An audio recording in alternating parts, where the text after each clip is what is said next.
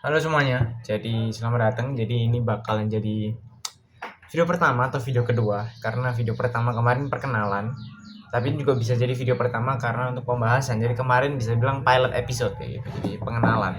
Dan untuk di pembukaan kali ini aku bakal bahas sesuai judul, yaitu buku Di Fortiare. Cuman sorry, aku bisa bilang bakalan agak lupa dengan ceritanya karena pas aku selesai baca ini dan video ini direkam, ini jedanya lumayan, jadi sekitar 1 bulan lebih. Tapi memang aku bisa bilang lumayan bisa nginget karena buku ini dan juga nanti sambungannya Twi Fortiare itu lumayan berkesan buat aku. Jadi kenapa ini bisa berkesan? Pertama, ini adalah buku novel fiksi romance pertama yang aku baca dan ditulis di sudut pandang orang pertama. Jadi kayak di Sherlock Holmes. Kita anggapnya kalau di Sherlock Holmes tuh yang nulis tuh Watson ceritanya kayak gitu. Jadi Sherlock Holmes ditulis dari sudut pandang asistennya Sherlock. Kalau ini ditulis dari tokoh utamanya yaitu Alexandra. Dan aku pertama kali tertarik ini sebenarnya ini buku second ya, cuman nanti aku bakal bahas tentang buku second, tapi ini aku nemu di Facebook.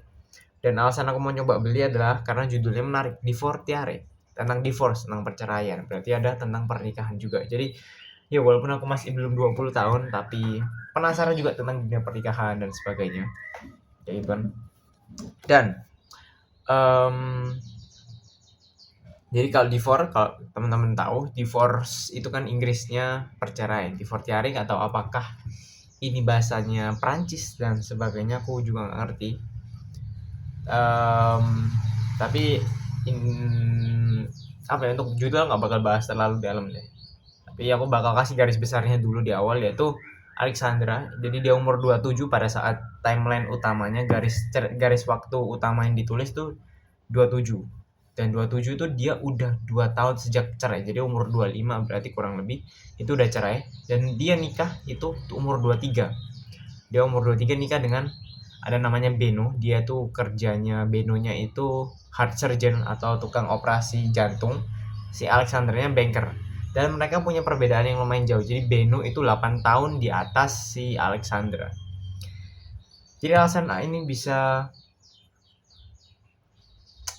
lumayan apa ya, berkesan buat aku karena konflik-konflik yang dijelaskan dan diceritakan dengan Kak Ika Natasa di dalam buku ini dan juga di Twi Fortiari sangat menarik. Ini membahas tentang perceraian, ini membahas tentang dunia pernikahan dan gimana caranya mereka mengkalibrasi ulang pernikahan mereka setelah perceraian gitu. Awal mereka bercerai itu karena mereka dua-duanya tuh nggak ada waktu lah, bisa dibilang, untuk satu dengan yang lain. Jadi banyakkan fokusnya itu untuk kerjaan, sehingga me time atau quality time antara mereka berdua, antara sepasang suami dan istri itu nggak ada. Sehingga ya tuh komunikasi juga kurang, lama-lama ya setiap ngomong tengkar dan sebagainya. Aku ngalamin itu dengan mamaku sendiri secara pribadi gitu kan. Akhirnya aku berusaha untuk mengkomitmenkan diri dalam 1 minggu ada waktu atau hari khusus untuk bisa ya udah di rumah aja, nggak usah kemana-mana, untuk bisa tetap komunikasi jalan dengan mama dan bisa cerita, sehingga ketika jarang ngobrol dan ketika ngobrol itu nggak terjadi sebuah ketidakpahaman gitu kan, satu dengan yang lain kayak gitu. Dan bisa bilang ya itu karena ini lumayan relate, bedanya ini adalah hubungan anak dengan orang tua. Buku ini juga menjelaskan hubungan itu sepasang suami istri lah kurang lebih. Dan juga apa yang aku suka dari buku ini, dia jelasin secara detail tempat-tempatnya. Jadi si Alexandra ini kuliah atau perbankan atau apa di Australia, di kotanya aku lupa, mungkin Sydney mungkin, tapi aku cuma tahu Sydney, Canberra, Perth gitu kan, kota-kota di Australia, jadi aku nggak terlalu tahu juga. Dan detailnya dia nyebutin ada nama cafe, terus pas ke New York ada beberapa tempat-tempat yang aku memang nggak searching sih, tapi buku ini ditulis tahun 2008 teman-teman ya. Apa rilisnya 2008 atau 2007? Oke, rilisnya 2008, jadi cetakan 2008. Dan aku kan zaman itu kan internet masih nggak terlalu berkembang di Indonesia, jadi untuk cari detail seperti itu lumayan sulit sih, tapi aku sangat menghargai kayak gitu. Dan judul tiap babnya ini pakai bahasa Prancis, kelihatannya bahasa Prancis. Contohnya ini satu adalah insomnus. Jadi kalau di bawah ini dia ada artinya, yaitu insomnia. Jadi semua tiap babnya itu ada pakai bahasa ini nggak tahu ini bahasa Latin atau bahasa eh apa Prancis, jadi mana aku bakal coba cek deh. Veritas Fos.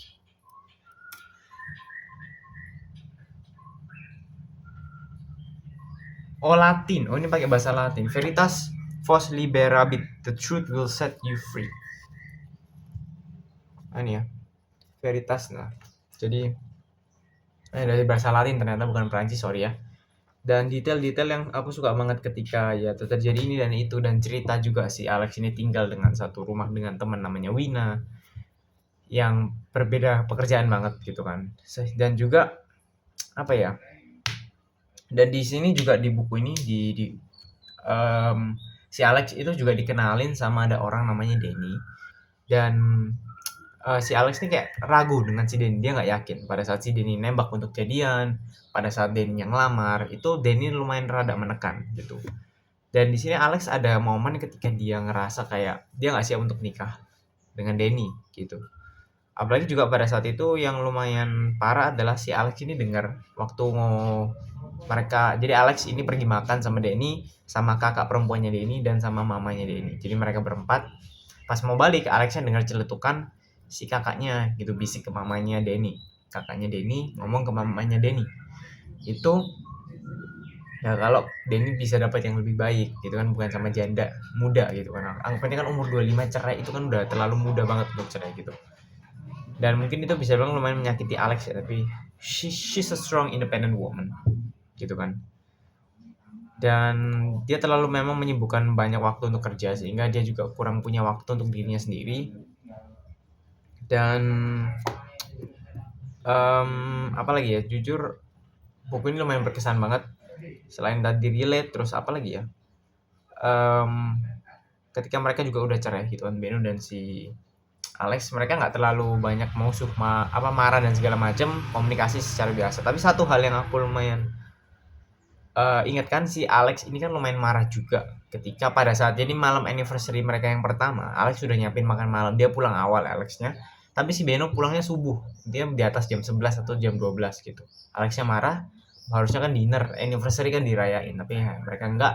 Alexnya marah gitu, kenapa kok lebih ngurusin pasien dibandingkan dengan aku, istrimu, kayak gitu kan. Dan pada suatu momen setelah mereka cerai, di sekitar hampir akhir bukunya ya, itu mamanya Alex itu ada masalah dengan jantung, kena serangan jantung atau apa, pokoknya masalah jantung. Dan akhirnya dibawa ke rumah sakit tempatnya Beno, dan Beno ngoperasi. Mereka sampai malam lah, sampai subuh. Sampai malam lah, nggak sampai subuh lah ya. Dan di situ momen kayak si Alex itu sadar gitu. Ketika yaitu tugasnya seorang dokter untuk menyelamatkan pasiennya, untuk bisa bantu mereka sebaik mungkin. Dan di situ Alex juga mulai sadar lah kayak, aku nggak sepatutnya untuk ngomong gitu ke Beno masalah itu. Jadi dia dengan, kalau misalkan Beno memang ataupun dokter yang mengoperasi jantung itu lebih milih istrinya, berarti mamanya si Alex bisanya meninggal. Kurang lebih konteksnya kayak gitu. Jadi kayak dia mikir kayak, apakah aku terlalu egois untuk menjadi seorang istri? Jadi itu salah satu pelajaran juga buat aku. Apakah aku terlalu egois menjadi seorang anak, dan suatu saat misalkan menjadi seorang suami, itu bisa jadi suatu pelajaran buat aku sendiri. Dan aku berharap juga teman-teman untuk bisa baca buku ini secara keseluruhan, cerita yang disajiin, konflik naik turunnya dan segala macam. Itu lumayan suka. Cuman satu hal, karena ini kan zaman ini kan berubah gitu, dan fontnya ini aku lumayan kurang suka, jadi nggak tahu bisa lihat ya. Tipikal fontnya ini memang serif, cuman dia serifnya tuh kayak kurir, jadi kayak typewriter apa mesin tik. Jadi dia agak lumayan kurang suka gitu sih dengan fontnya. Dan Tui Fortiare ini rilis 4 tahun berikutnya, dan fontnya benar-benar udah rapi banget ya. Jadi tipikal fontnya. Jadi aku simpen dulu aja buat buku berikutnya. Dan apa ya, tapi satu hal itu sih, dan di akhir ditutup dengan jadi mereka datang ke pernikahannya siapa ya, aku lupa.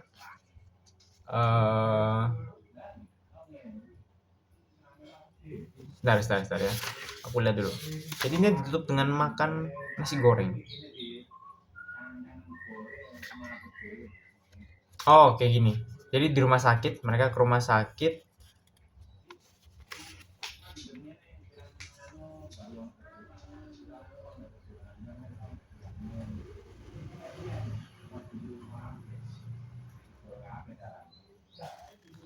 Oh jadi si temennya Alex ini udah nikah dan ngelahirin anak kan, ngelahirin. Terus ketemu di rumah sakit kan, jadi diundang, Beno diundang, Alex diundang. Tapi intinya akhirnya mereka berdua balik, mereka ke tempat mereka biasanya makan gitu. Jadi di nasi goreng tek-tek pinggir jalan ya gitu. Jadi sejak pacaran juga mereka sering makan di situ. Awal PDKT lah kalau pacaran. Dan ya itu bisa bilang penutup untuk di buku kali ini.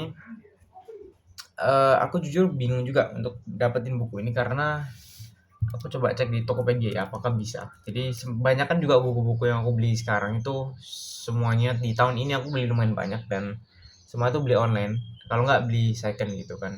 Dan aku kalau ke Gramedia pun eh, cuman lihat buku, aku foto mana yang menurutku tertarik dan ya. Oh ada di Fortiare, di Gramedia ada, cuman memang beda cover aja. Jadi covernya dia ada gambar tambahan covernya, di sini cuman kerdus saja, di situ cover ada covernya di harga 88.000 tapi diskon jadi 70.000. Bisa dibeli ya kan. Link pembelian mungkin aku bakal taruh di deskripsi aja, teman-teman bisa cek di Tokopedia atau Shopee, nanti aku bakal coba cari linknya juga. Oke, sekian gitu aja dari penjelas apa yang aku bahas di sini, dan terima kasih bareng aku Noel dan ciao.